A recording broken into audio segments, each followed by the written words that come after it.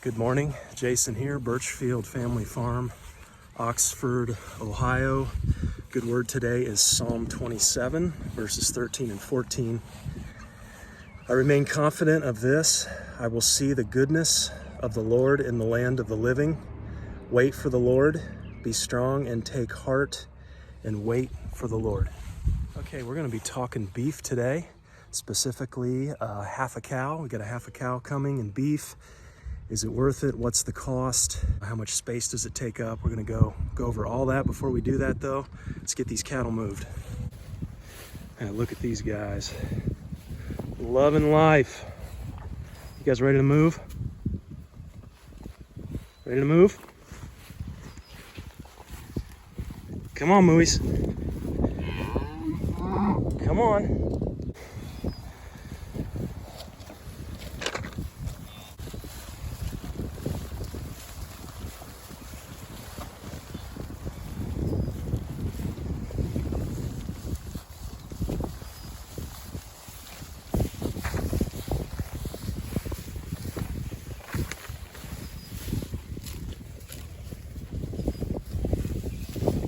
Okay, 3-day rotations here, quarter acre paddocks. You can see behind me, this was number one. What we're coming off of looks pretty good. A lot left, but they've trampled a lot, which is fine this time of year. Looking to keep that moisture in the soil. This is paddock 2 here. What we are came onto, and they are very, very happy. You see tons of clover in here. Of course, the cool season grasses have headed out, but that's okay.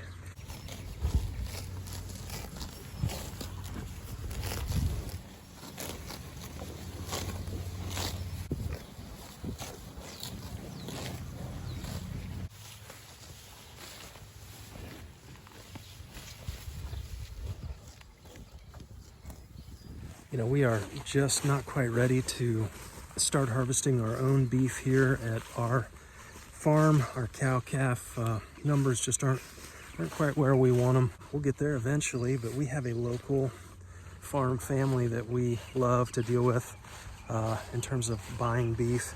I highly recommend them. You can get in touch with me. If you're in this area, I can put you in touch with them. Buying by the quarter cow. All right, Mama's here in the chuck wagon.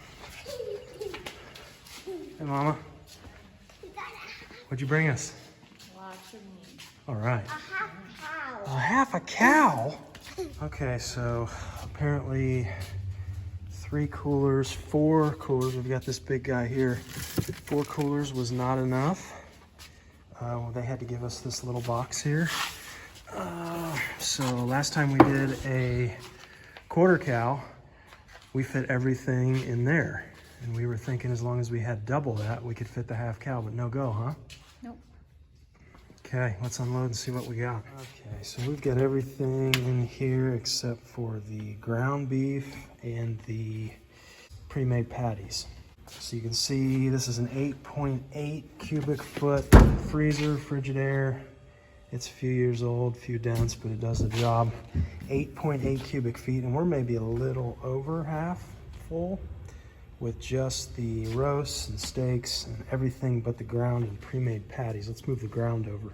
Okay, so here's everything, all of the ground, the pre-made patties here, and then all the steaks and roasts and everything are on the bottom. So you can see we even got a little room to spare there. Again, 8.8 cubic feet in this freezer. I consider this small to medium freezer, certainly not large by any means.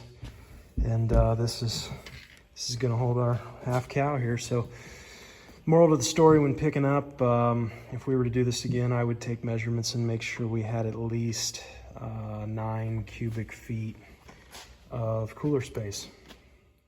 All right, let's talk a few numbers here on our particular animal. The live weight, which is straight off the trailer, was 1,390 pounds. The hanging weight, which is the slaughtered animal minus the head, the hide, and a few of the insides, was 874 pounds. Now, hanging weight to live weight ratio, that was 62.8%. Anything above 60%, I've been told, is really good. So this was a good yielding animal. The take-home weight, what we actually took home in meat for our half, 284 pounds. That was 65% of our half of the hanging weight. So our cow, that half was 439 pounds hanging weight. 325 a pound is what the farmer charged. 1426.75 is what we owed the farmer. So when you're buying meat like this straight from the farmer, typically, at least when you're buying by the quarter, typically the way it works is you pay the farmer for the actual animal, and then you pay the processor. And the farmer's just responsible for getting the animal to the processor, and then from there on out, you deal with the processor and you pay them for their services.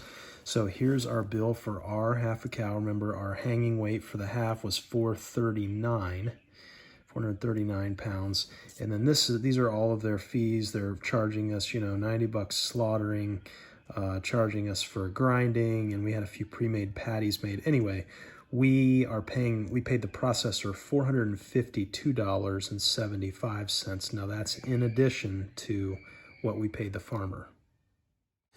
Okay, so here's kind of a breakdown of what we actually received back. 132 pounds of ground. Hopefully you can see this.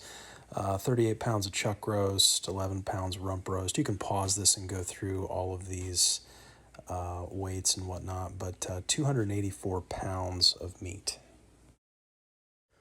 All right, let's take a look at the final numbers here. I just compared all of the meat we received to local store pricing here. You can use USDA.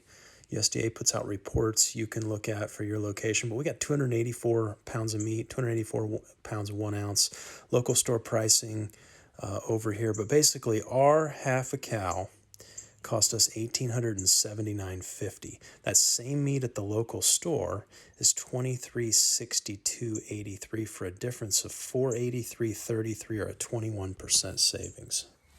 So 21% savings on beef, buying in bulk, buying a half a cow. I know where it comes from. It's local meat, good meat, no hormones. I know that it's in stock. It's in my freezer. Now, downside is, you do have to have a freezer and keep it going. Power outages can be a concern. Generator's a good thing to have on hand. One of the obvious challenges with buying meat direct this way is coming up with that large amount of money up front. That can be a real challenge. I understand for some people, especially in these times. We get asked a lot, how long does this last? We're a family of 5. We'll get 1 to 2 meals a week. This should last us the better part of a year. Buying straight from local farmers, buying quality meat, hormone-free meat. It's gonna build health. It's gonna build community. A little bit more inconvenient up front, I suppose, to go and get this stuff and handle it. But 21%. You got this crazy inflation. Everybody's looking for ways to cut costs. You've got the power. The consumer's got the power here. Get a hold of a local farmer and buy direct. I guarantee they're going to want to get to know you. You can get to know them and have an actual relationship with the farmer. It's the best way to go. If we've learned anything from the past few years, it is that a centralized food system simply does not work. Record inflation, supply chain shortages. We've become so focused as a culture on production efficiency that we seem to have lost sight of resiliency. And this is really where the small farm thrives. Local meat always used to be more expensive, but as is evidenced by this video, we're seeing that shift. Interesting. We did this video also on a quarter cow. I'll put a link to that if you want to check that out. Hey, thanks for watching. Take care.